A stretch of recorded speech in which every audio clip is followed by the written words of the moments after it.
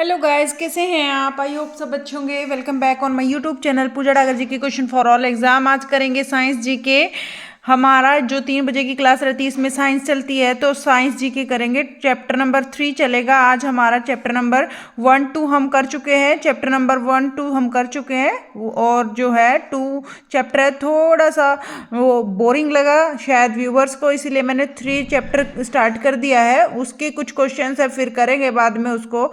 Chapter number 3 है various type of wave motions, विभिन्न प्रकार की तरंग गति हैं।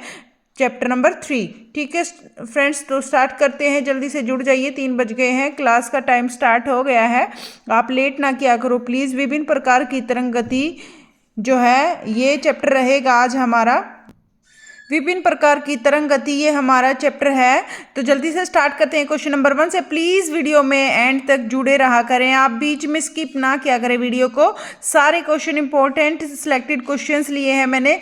तो जल्दी से स्टार्ट करते हैं क्वेश्चन नंबर 1 से। दूरसंचार के लिए प्रयुक्त तरंगे हैं, तो दूरसंचार के लिए प्रयुक्त तरंगे कौन सी है? ए इंफ्रारेड, बी दृश्य प्रकाश, या फिर अल्ट्रावायलेट, सी या डी माइक्रोवेव सूक्ष्म तरंगे जिसको बोलते हैं। तो दूरसंचार के लिए प्रयुक्त तरंगे कौन सी हैं? इनमें से दूरसंचार के लिए कौन सी तरंगे प्रयुक्त होती हैं फ्रेंड्स? इसमें से आंसर रहेगा हमारा डी। अगर आपको पेपर में माइक्रोवेव मिले वो भी ठीक है, अगर सूक्ष्म तरंगे मिले वो भी ठीक है, तो डी आंसर रहेगा इसका हमारा। दूरसंचार के लिए प्रयुक्त तरंगे होती है माइक्रोवेव, सूक्ष्म तरंगे होती हैं। आगे चलते हैं। माइक्रो मतलब छोटी तरंगे होती हैं, सूक्ष्म तरंगे बिल्कुल। आगे चलते क्वेश्चन नंबर 2 पर। अगर एक आलू ले लिया हमने, उसको कागज की सफेद बिना छपी प्लेट के ऊपर, अगर कागज की कोई सफेद प्लेट बना लेते हैं, उस बिना छपी प्लेट के ऊपर रख कर सूक्ष्म तरंग अवन में रख दिया जाता है। तो एक अवन में उसको रख दिया है छोटी सूक्ष्म तरंगों के अंदर, तो आलू गर्म हो जाता है लेकिन जो है परंतु प्लेट नहीं। आलू तो गर्म हो जाता है लेकिन जो वो कागज की प्लेट थी वो गर्म नहीं होती। यह कारण है, किसका कारण है यह वो देख लेते हैं। ए आलू में से सूक्ष्म तरंगें निकल जाती हैं जबकि कागज सूक्ष्म तरंगों से परावर्तित कर देता है। तो जो कागज है सूक्ष्म तरंगों को परावर्तित कर देता है और आलू में सूक्ष्म तरंगें निकल जाती हैं, ये ठीक है। या आलू मुख्यतः स्टार्च का बना होता है जबकि कागज मुख्यतः सेलुलोज का बना होता है। तो इस तरह के बड़े बड़े क्वेश्चंस एग्जाम में आने लगे हैं फ्रेंड्स, जो टाइम कंज्यूमिंग है लेकिन इजी होते हैं। तो ध्यान से समझोगे तो जल्दी से आ जाएंगे। सी आलू में पानी होता है जबकि कागज में पानी नहीं होता है। आलू एक ताजा कार्बनिक पदार्थ है जबकि कागज मृत कार्बनिक पदार्थ है। तो क्या रहेगा इसका आंसर? इसका आंसर रहेगा हमारा सी। आलू में पानी होता है लेकिन कागज में पानी नहीं होता है, तो इसका आंसर सी रहेगा। इस वजह से आलू में क्या होता है? पानी होता है जबकि कागज में पानी नहीं होता। इसलिए क्या होता है? आलू तो गर्म हो जाता है लेकिन वो कागज की प्लेट गर्म नहीं होती है ओवन के अंदर। तो ये हो गया फ्रेंड्स अपने 2 क्वेश्चन। अगर क्वेश्चन अच्छे लगे तो प्लीज़ वीडियो को लाइक कर दीजिए, ज़्यादा से ज़्यादा शेयर कर दीजिए और चैनल को सब्सक्राइब कर लीजिए। प्लीज़ चैनल को सब्सक्राइब कर लीजिए। और फ्रेंड्स इसी तरह हम पूरे टॉपिक्स कवर करेंगे MCQ क्वेश्चंस के साथ। डिटेल में नहीं करवाती हूँ क्योंकि डिटेल में थोड़ा बोरिंग हो जाएगा, साइंस है, तो इसीलिए यहाँ से हम केवल प्रैक्टिस सेट्स कर रहे हैं, केवल क्वेश्चंस की प्रैक्टिस कर रहे हैं। तो ये जो क्वेश्चंस चैप्टर में से निकाले गए हैं तो वो कर रहे हैं। तो अभी करते हैं 3rd क्वेश्चन। दूरदर्शन प्रसारणों में ध्वनि संकेतों को प्रेषित करने में प्रयुक्त तकनीकी है। तो तकनीक क्या है? दूरदर्शन प्रसारण में जो दूरदर्शन होता है उसके प्रसारण में, जो दूरदर्शन पे चैनल आते हैं वो उसके प्रसारण में ध्वनि संकेतों को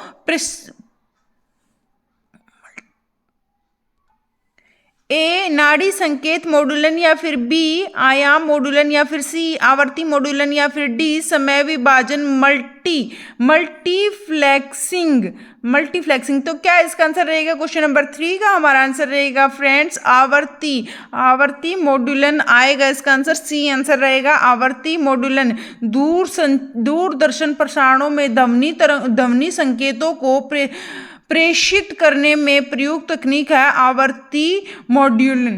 ठीक है, आवर्ती मॉड्यूलन, ये रहेगा इसका आंसर। क्वेश्चन नंबर 4 कर लेते हैं। टेलीविजन प्रसारण में, जो टेलीविजन का प्रसारण होता है उसमें सर्वे तरंगों को प्रेषित करने के लिए प्रयुक्त तकनीक है। तो प्रेषित करने के लिए प्रयुक्त तकनीक क्या है?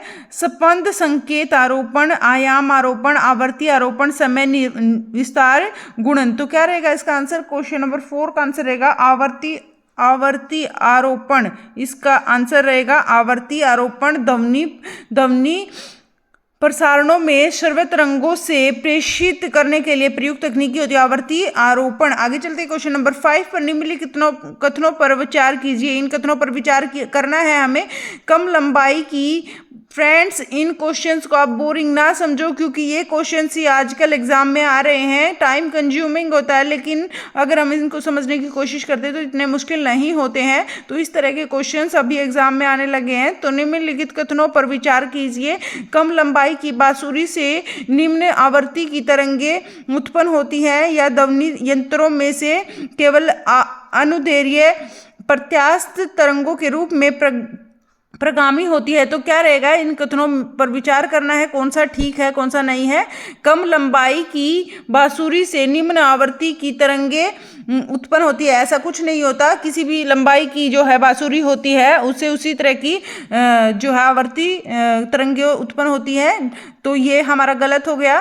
क्वेश्चन नंबर 5 का भी देख लेते हैं। ध्वनि यंत्रों में से केवल अनुदैर्घ्य प्रत्यास्थ तरंगों के रूप में प्रगामी होती हैं। तो ये वाला ठीक है, केवल 2 रहेगा इसका आंसर, केवल 2।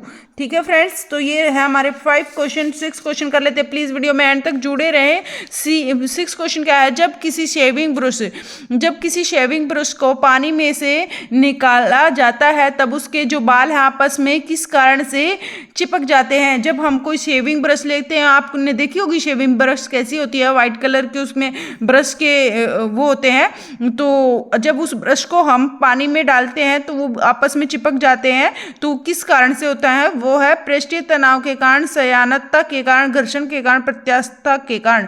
तो क्या रहेगा इसका आंसर? इसका आंसर रहेगा हमारा पृष्ठीय तनाव के कारण ऐसा होता है। किसके कारण होता है? पृष्ठीय तनाव के कारण ऐसा होता है। ठीक है फ्रेंड्स, पृष्ठीय तनाव से रिलेटेड काफी सारे क्वेश्चंस एग्जाम में बन रहे हैं। जैसे कि हम दूध को जब मथते हैं तो घी हमारा इकट्ठा हो जाता है, तो वो भी पृष्ठीय तनाव के कारण होता है। तो इस तरह के क्वेश्चंस बन जाते हैं। 7 क्वेश्चन देख लेते हैं हम। हर तरह के क्वेश्चन इसमें ऐड किए हैं मैंने। क्वेश्चन नंबर 7, टेलीविजन के दूरस्थ नियंत्रण के लिए किस प्रकार के विद्युत चुंबकीय विकिरण का उपयोग किया जाता है? तो टेलीविजन के दूरस्थ नियंत्रण के लिए, दूर जो होता है उसके नियंत्रण के लिए, दूरी के नियंत्रण के लिए किस प्रकार के विद्युत चुंबकीय विकिरण का उपयोग होता है? तो कौन सी? पराबैंगनीय विकिरणें नहीं होती, ये हमारी ओजोन लेयर को क्रॉस करके आती हैं पराबैंगनीय विकिरणें। तो ये नहीं होगा। अवरक्त या दृश्य या उपयुक्त में से कोई नहीं। तो क्या रहेगा? अवरक्त किरणें। तो कौन सी रहेगी? अवरक्त विद्युत चुंबकीय विकिरण का उपयोग किया जाता है। तो अवरक्त विद्युत चुंबकीय विकिरण का उपयोग किया जाता है टीवी के दूरस्थ नियंत्रण के लिए। ठीक है फ्रेंड्स, आगे चलते हैं। क्वेश्चन नंबर, कौन सी विद्युत चुंबकीय विकिरण याद रखना है? क्वेश्चन नंबर 8 कर लेते हैं। एक टीवी सेट को चलाने के लिए निम्न में से किसे एक टीवी रिमोट नियंत्रण इकाई द्वारा प्रयोग किया जाता है? तो एक जो टीवी है उसको सेट को चलाने के लिए जब रिमोट का हम प्रयोग करते हैं तो निम्नलिखित में से किसे एक टीवी रिमोट नियंत्रण इकाई द्वारा उपयोग किया जाता है?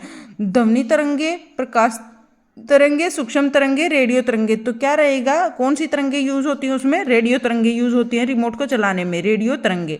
आगे चलते हैं क्वेश्चन नंबर 9 पर। क्वेश्चन नंबर 9 क्या है? मनुष्य के लिए केवल 30 क्वेश्चन है फ्रेंड्स, प्लीज वीडियो में एंड तक जुड़े रहें। ज्यादा क्वेश्चन मैंने इसमें नहीं रखे हैं, केवल 30 क्वेश्चन करेंगे आज के लिए हम। मनुष्य के लिए शोर की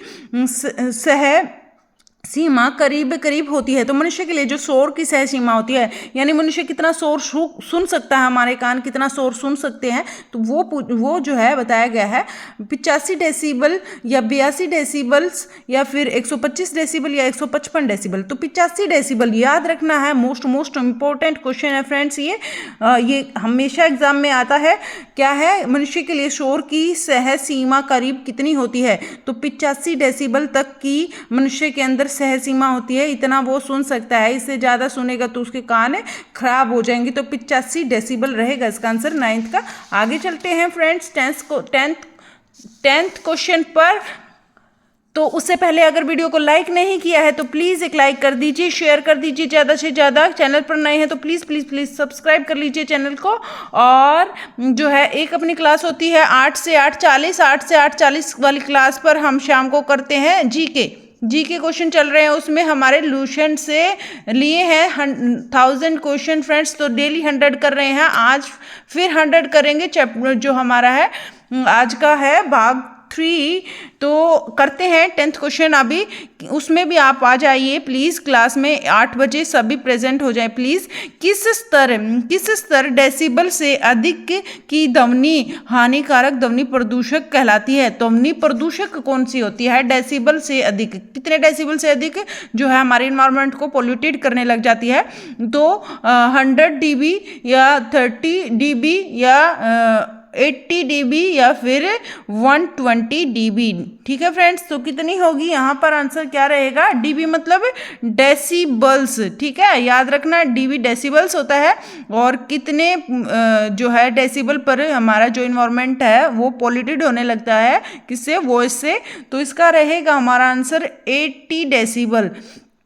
80 डेसिबल रहेगा इसका आंसर। आगे चलते हैं क्वेश्चन नंबर 11। जब दो लोग आपस में बात करते हैं, जब कोई दो लोग आपस में बात करते हैं तब कितने डेसिबल ध्वनि उत्पन्न होती है? तो कितने डेसिबल ध्वनि उत्पन्न होती है? लगभग 10 डेसिबल, लगभग 5 डेसिबल, लगभग 30 डेसिबल, लगभग 100 डेसिबल। जब दो व्यक्ति आपस में जब टॉकिंग करते हैं, बात करते हैं, तो कितने जो है उनके बीच में जो है वॉल्यूम होती है, कितनी वो नॉइस होती है, कितनी आवाज़ होती है उनके बीच में? तो ये रहेगा लगभग 30 डेसिबल पे वो बातें करते हैं। ठीक है, जब दो लोग आपस में बात करते हैं तब जो है 30 डेसिबल ध्वनि उत्पन्न होती है। कितनी ध्वनि उत्पन्न होती है? 30 डेसिबल ध्वनि उत्पन्न होती है। ठीक है फ्रेंड्स, 12th क्वेश्चन देख लेते हैं। 100 डेसिबल की आवाज़ या नॉइस जो है 100 डेसिबल की आवाज़ या नॉइस की प्रबलता का स्तर संगत होगा। तो कितना होगा संगत?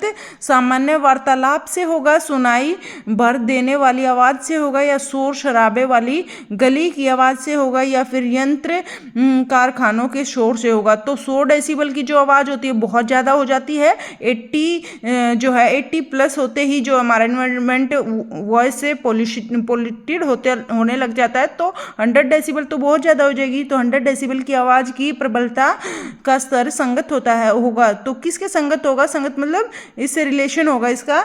तो इसका आंसर रहेगा यंत्र कारखाने। सबसे ज़्यादा कारखाने शोर करते हैं, जो मशीनें चलती हैं कारखानों में, वहाँ से ज़्यादा नॉइस होती है, ज़्यादा आवाज़ आती है, ज़्यादा ध्वनि आती है। तो इसलिए डी आंसर रहेगा, यंत्र कारखानों के शोर से 100 डेसिबल की आवाज़ का स्तर संगत है ये। ठीक है, आगे चलते हैं क्वेश्चन नंबर 13 पर। प्लीज़ वीडियो को लाइक कर दीजिए, शेयर कर दीजिए। चैनल पर नए हैं तो प्लीज़ सब्सक्राइब कर लीजिए चैनल को। क्वेश्चन नंबर 13, किसी टीवी सेट को चलाने के लिए रिमोट नियंत्रण इकाई द्वारा निम्नलिखित में से किसका प्रयोग किया जाता है? प्रकाश तरंगों का, ध्वनि तरंगों का, रेडियो तरंगों का, सूक्ष्म तरंगों का। तो इसका आंसर क्या रहेगा? रेडियो तरंगों का प्रयोग होता है रिमोट को चलाने में। ये क्वेश्चन हमने किया है। 14 क्वेश्चन कर लेते हैं। सामान्य स्त्रियों की आवाज़ का तारतम्य होता है। तो सामान्य स्त्रियों की जो आवाज़ होती है उसका तारतम्य क्या होता है? उसका तारतम्य पुरुषों की तुलना में मामूली कम होता है। जितना पुरुषों की आवाज़ होती है उससे थोड़ा कम होता है, या पुरुषों की तुलना में अधिक होता है, या पुरुषों की तुलना में बहुत कम होता है, या फिर उतना ही होता है जितना पुरुषों की आवाज़ में होता है। तो क्या इसका आंसर रहेगा? सामान्य स्त्रियों की जो आवाज़ का है तारतम्य कैसा होता है? तारतम्य मतलब उसकी आवाज़ आदमी की आवाज़ से ज़्यादा होती है, कम होती है, बहुत कम होती है, या फिर उसके ही जितनी होती है, व्यक्ति की जितनी ही होती है। पुरुष की व्यक्ति की आयु जो है आवाज़ के अनुसार ही होती है, उतनी ही होती है। तो इसका आंसर रहेगा पुरुषों की तुलना में अधिक होती है। जो स्त्रियां हैं उनकी जो है वॉइस है, आवाज है, सामान्यतः पुरुषों की तुलना में कैसी होती है, अधिक होती है, कम नहीं होती है, अधिक होती है। आगे चलते हैं क्वेश्चन नंबर 15। जब सितार और बांसुरी, जब सितार और जो बांसुरी होती है पर एक ही स्वर बजाया जाए तो उससे उत्पन्न ध्वनि का भेद निम्न में लिखित में से अंतर का कारण किया जा सकता है। तो क्या अंतर का कारण किया जा सकता है इनमें से? अगर एक सितार ले लिया जाए, एक बांसुरी ले ली जाए, दोनों को एक साथ बजाएंगे तो एक ही स्वर बजाएंगे, अगर उनका दोनों को सेम स्वर बजाएंगे तो उनसे उत्पन्न जो ध्वनि होती है उसका भेद निम्नलिखित में से अंतर का कारण जो है अंतर का कारण किया जा सकता है। तो क्या किया जा सकता है? तारतम्य और प्रबलता और ध्वनि गुणवत्ता, या फिर केवल ध्वनि गुणवत्ता, या फिर केवल प्रबलता। तो क्या इसका आंसर रहेगा फ्रेंड्स? इसका रहेगा आंसर जो ध्वनि ही बजाई जा रही है तो उसमें तारतम्य और प्रबलता का तो कोई मतलब ही नहीं है, तो तारतम्य का तो कोई काम ही नहीं है। तारतम्य हमने यहाँ पढ़ा था अभी, तो इसलिए तारतम्य नहीं आएगा इसमें। तारतम्य यहाँ पर भी है तो इसको भी हम रिजेक्ट कर देंगे। तो या सी केवल ध्वनि गुणवत्ता, केवल प्रबलता का भी इसमें कोई काम नहीं है, तो दोनों का स्वर एक जैसा है, एक जैसी ध्वनि है, तो क्या करेंगे? केवल ध्वनि गुणवत्ता आएगा इसका आंसर, केवल ध्वनि गुणवत्ता आएगा इसका आंसर। इसका आंसर आएगा सी। ठीक है, 16 देख लेते हैं। रेडियो तरंगों के विक्षेपण के लिए, रेडियो तरंगों के विक्षेपण के लिए वायुमंडल के निम्नलिखित स्तरों में से कौन सा स्तर उत्तरदायी है? तो इनमें से जो रेडियो तरंगे होती है ना फ्रेंड्स, जो रेडियो तरंगे होती है जिससे रिमोट चलता है, टीवी चलते हैं, तो सब कुछ इससे चलता है रेडियो तरंगों से। तो रेडियो तरंगों के विक्षेपण के लिए वायुमंडल के निम्नलिखित स्तरों में से कौन सा स्तर उत्तरदायी होता है? तो इनमें से जो ये होते हैं क्षोभ मंडल, मध्य मंडल, आयन मंडल, समताप मंडल, ये परतें होती हैं, 5 परतें होती हैं बाह्य मंडल। ठीक है फ्रेंड्स, क्षोभ मंडल होता है सबसे पहले, फिर मध्य मंडल होता है, फिर आयन मंडल, समताप मंडल होता है, फिर बाह्य मंडल होता है। तो इस तरह से 5 परतें होती हैं। इनमें जो रेडियो तरंगे हैं वो कौन से नंबर पर आती हैं? इनमें से कौन सी वाली लेयर में ये काम करती हैं? तो इसमें आएगा आयन मंडल में काम करती हैं ये। ठीक है फ्रेंड्स, कौन से मंडल में काम करती है? आयन मंडल में जो रेडियो तरंगे ये काम करती है। मोस्ट इंपॉर्टेंट क्वेश्चन है फ्रेंड्स, ये बहुत बार आता है, लेयर से रिलेटेड क्वेश्चंस। किसी दिन लेयर को अच्छे से करेंगे। तो यहाँ पर आएगा आयन मंडल में रेडियो तरंगों के विक्षेपण के लिए वायुमंडल के निम्नलिखित स्तरों में से काम करता है। आयन मंडल में ये रेडियो तरंगे काम करती है, वहां पर इनको सेट कर दिया जाता है। उसके बाद फिर जो है हमारे जो टेलीविजन वगैरह, रेडियो वगैरह चलते हैं। तो आगे चलते हैं क्वेश्चन नंबर 17। ध्वनि के पुनरुत्पादन, या इसको बोलते हैं रिप्रोडक्टिंग। किसी का ये था क्वेश्चन कि मैम प्लीज़ इसको थोड़ा सा इंग्लिश में भी वर्ड यूज़ कर लिया करो, तो मैंने थोड़ा इंग्लिश में भी इनको रख दिया है वर्ड्स को, ताकि आपको अच्छे से समझ में आ जाए। और मैं भी इनको यूज़ कर रही हूँ इंग्लिश वाले वर्ड को, ताकि बोथ जो बाइलिंगुअल लैंग्वेज है, दोनों इंग्लिश और हिंदी दोनों समझ में आ जाए। ध्वनि के पुनरुत्पादन या रिप्रोडक्टिंग के लिए जो है एक जो सीडी है वो कंपैक्ट डिस्क ऑडियो प्लेयर जिसको बोलते हैं, ऑडियो प्लेयर में प्रयुक्त होता है। तो क्या प्रयुक्त होता है इनमें से ऑडियो प्लेयर में? ध्वनि के रिप्रोडक्शन यानी वॉइस के रिप्रोडक्टिंग के लिए एक जो सीडी होती है, कॉम्पैक्ट डिस्क होती है, ऑडियो प्लेयर में प्रयुक्त होता है। क्या प्रयुक्त होता है? टाइटेनियम नीडल, या फिर क्वार्ट्ज क्रिस्टल, या फिर लेस बीन, या फिर बेरियम टाइटैनिक सिरेमिक। तो क्या रहेगा इसका आंसर? इसका आंसर रहेगा 17th का आंसर रहेगा सी, लेस बीन रहेगा इसका आंसर। क्या रहेगा? लेस बीन रहेगा इसका आंसर 17 का। आगे चलते हैं क्वेश्चन नंबर 18 पर। अगर वीडियो को लाइक नहीं किया है तो प्लीज़ लाइक कर दीजिए, शेयर कर दीजिए। क्वेश्चन नंबर 18 देख लेते हैं फ्रेंड्स। और मैं आपको बार बार बताती रहती हूँ क्लास का टाइम, ताकि जो नए स्टूडेंट्स हैं, इन नए फ्रेंड्स हैं, वो भी जुड़ जाएं चैनल से। 8 से 8:40 के बीच में हम करते हैं, 8 से 8:40 के बीच में जीके करते हैं। टॉप 100 जीके क्वेश्चन सोल्यूशन से लिए गए हैं, सिलेक्टेड क्वेश्चंस हैं, वो हम कर रहे हैं।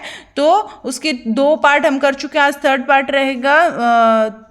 तो आगे चलते हैं, यहाँ पर भी आप जुड़ जाइए शाम वाली क्लास पर भी। तो 18th क्वेश्चन कर लेते हैं। मनुष्य के लिए मानव ध्वनि स्तर है, मनुष्य के लिए मानव ध्वनि स्तर क्या है? 60 dB, 90 dB, 120 dB या 100 dB। तो मनुष्य है उसका जो मानक ध्वनि स्तर है वो कितना होता है, कितना होता है? इसमें से हमारा आंसर रहेगा 18th का 60 dB, 60 dB होता है, यानी 60 डेसिबल तक जो मनुष्य का मानक ध्वनि स्तर होता है, 60 डेसिबल तक। ठीक है फ्रेंड्स, याद रखना है आपको, 60 डेसिबल तक मानव ध्वनि स्तर होता है। और 85 डेसिबल तक मनुष्य सुन सकता है, उससे ज़्यादा सुनेगा तो वो क्या हो जाएगा? उसको सुनना बंद हो जाएगा। ठीक है, आगे चलते हैं। 19th क्वेश्चन क्या है? 19th क्वेश्चन, आकस्मिक किरणों के संबंध में निम्नलिखित कथनों में से कौन सा सही नहीं है? तो इनमें से कौन सा सही नहीं है? तो अगर आपको आकस्मिक किरणों के बारे में पता होगा तो आप अच्छे से पहचान जाओगे तो इनमें से कौन सा सही नहीं है। तो यहाँ पर सही वाले भी दिए हुए हैं, गलत वाला भी दिया हुआ है, तो देखना है हमें। तो देख लेते हैं 19th क्वेश्चन क्या है हमारा। 19th क्वेश्चन है हमारा, उनकी तरंग दैर्घ्य बहुत छोटी होती है, उनकी जो है आकस्मिक किरणों की तरंग दैर्घ्य बहुत छोटी होती है, या फिर वे विद्युत चुंबकीय तरंगें होती हैं, या फिर वे बहुत अधिक ऊर्जा वाली आवेशित कणों से बनी होती है, या वे सूर्य से उत्पन्न होती है। तो जो आकस्मिक किरणें हैं इनको आपको पता होना चाहिए आकस्मिक किरणें क्या होती हैं। तो इसका आंसर रहेगा, हमें सही नहीं का पता लगाना है कि सही नहीं है, इनमें से कौन सी सही नहीं है। तो इसका आंसर रहेगा हमारा बी, वे विद्युत चुंबकीय तरंगें होती है। तो वे विद्युत चुंबकीय तरंगें होती हैं, ये इसका रहेगा, नहीं होती विद्युत चुंबकीय तरंगें। तो उनकी तरंग दैर्घ्य बहुत छोटी होती है, ये भी ठीक है। वे बहुत अधिक ऊर्जा वाले आवेशित कणों से बनी होती है, ये भी ठीक है। और वे सूर्य से उत्पन्न होती हैं, ये भी ठीक है। तो यही रहेगा इसका आंसर। आगे चलते हैं क्वेश्चन नंबर 20, पराश्रव्य तरंगे उत्पन्न करने के लिए किसे प्रयुक्त किया जाता है? पराश्रव्य जो तरंगे हैं उसको उत्पन्न करने के लिए किसका प्रयोग करते हैं हम? पराश्रव्य तरंगों को उपयुक्त करने के, पराश्रव्य तरंगे उत्पन्न करने के लिए हम किसका प्रयोग करते हैं? देख लेते हैं। ए, लघु लोह चुंबकीय पदार्थ का, लोह चुंबकीय ऊर्जा का, या दाब विद्युत पदार्थ का, या ताप विद्युत पदार्थ का। तो इसका आंसर क्या रहेगा? इसका आंसर रहेगा, हम पराश्रव्य तरंगे उत्पन्न करने के लिए हम ताप विद्युत पदार्थ का प्रयोग करते हैं। किसका प्रयोग करते हैं? ताप विद्युत पदार्थ का प्रयोग करते हैं पराश्रव्य तरंगे उत्पन्न करने के लिए। तो 20 क्वेश्चन अपने हो चुके हैं फ्रेंड्स, केवल हमारे 10 ही क्वेश्चन बाकी हैं। केवल 30 क्वेश्चन मैंने लिए हैं आज की क्लास में, और डेली हम साइंस के चैप्टर वाइज कर रहे हैं, साइंस को कंप्लीट कवर करेंगे, MCQ क्वेश्चन करेंगे सारे के सारे। तो प्लीज चैनल को सब्सक्राइब कर लीजिए, जुड़ जाइए चैनल से। क्वेश्चन नंबर 21 क्या है? पराश्रव्य वे ध्वनियां है, पराश्रव्य वे ध्वनियां है जिसकी आवर्ती होती है। तो पराश्रव्य जो ध्वनियां है उसकी आवर्ती कितनी होती है? 1000 हर्ट्ज से कम, या 2000 या 20,000 हर्ट्ज से कम, या 1000 हर्ट्ज के बराबर, या इसमें से कोई नहीं। तो 10,000, 20,000, 1000, इनमें से क्या आंसर रहेगा? पराश्रव्य वे तरंगें होती है जिनकी आवर्ती होती है, इनकी आवर्ती कितनी होती है? इनकी आवर्ती होती है 2000 हर्ट्ज से अधिक, 2000 हर्ट्ज से अधिक होती है पराश्रव्य की जो है ध्वनियां, पराश्रव्य ध्वनियां हैं जिसकी आवर्ती होती है 2000 हर्ट्ज से अधिक होती है इसकी आवर्ती। और आगे चलते हैं क्वेश्चन नंबर 20, ध्वनि तरंगे नहीं चल सकती, ध्वनि तरंगे नहीं चल सकती द्रव्यों में, ठोस में, गैसों में, निर्वात में। तो क्या रहेगा? ध्वनि तरंगे नहीं चल सकती। किस चीज में ध्वनि तरंगे नहीं चल सकती? क्वेश्चन नंबर 22 का क्या आंसर रहेगा? निर्वात में जो है ध्वनि तरंगे नहीं चल सकती, निर्वात में ध्वनि तरंगे नहीं चल सकती। ध्वनि तरंगे ठोस, गैस, द्रव्य तीनों में से चल सकती हैं। याद रखना है, ध्वनि तरंगों से रिलेटेड बहुत क्वेश्चंस आते हैं एग्जाम में। ध्वनि तरंगे नहीं चल सकती, ध्वनि तरंगे द्रव्यों में भी चल सकती है, ठोस में भी चल सकती हैं, गैसों में भी चल सकती है, लेकिन निर्वात में ध्वनि तरंगे नहीं चल सकती। फ्रेंड्स, निर्वात में ध्वनि तरंगे नहीं चल सकती हैं। क्वेश्चन नंबर 23 देख लेते हैं। ध्वनि तरंगे कौन सी होती हैं? देख लेते हैं ध्वनि तरंगे की डेफिनेशन क्या होती है। केवल ठोस माध्यम में से चल सकती है? नहीं, तीनों में से चल सकती है। निर्वात में चल सकती है? नहीं चल सकती है। केवल गैसों में चल सकती है? नहीं, ऐसा भी नहीं है। तो ठोस गैस दोनों माध्यमों से चल सकती है, तो इसका आंसर रहेगा डी।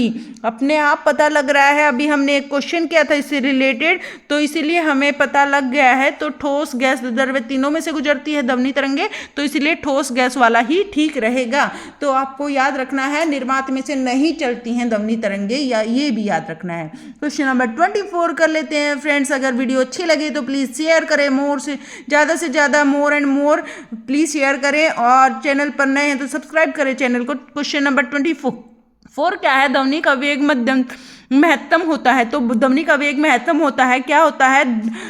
ए धातु मेटल में, या फिर निर्वात वैक्यूम में, या फिर द्रव्य लिक्विड में, या फिर वायु एयर में। तो ध्वनि का वेग महत्तम होता है। तो ध्वनि का वेग किस में होता है? ध्वनि का वेग महत्तम होता है। तो इसका आंसर रहेगा 24 का धातु में ध्वनि का वेग महत्तम होता है। महत्तम मतलब सबसे ज्यादा धातु में होता है। ध्वनि का वेग महत्तम होता है धातु में। आगे चलते हैं 25 क्वेश्चन। निम्नलिखित से ध्वनि का वेग अधिकतम होता है। प्लीज वीडियो में अंत तक जुड़े रहें, प्लीज वीडियो को ना छोड़े। निम्नलिखित में से ध्वनि का वेग अधिकतम होता है। ध्वनि का वेग अधिकतम कितना होता है? द्रव्य में होता है, निर्वात में होता है, वैक्यूम में होता है, वायु में होता है, ध्वनि या धातु में होता है। तो निम्नलिखित में से ध्वनि का वेग किस में होता है? धातु में होता है। अभी हमने किया है धातु में होता है। इसको घुमा फिरा के क्वेश्चन दे दिया जाता है। ध्वनि का वेग अधिकतम होता है, ध्वनि का वेग महत्तम होता है, इस तरह से। क्वेश्चन नंबर 26 आंसर वही रहेगा। क्वेश्चन नंबर 26 क्या है? सोनार में हम उपयोग करते हैं। तो सोनार में हम क्या उपयोग करते हैं?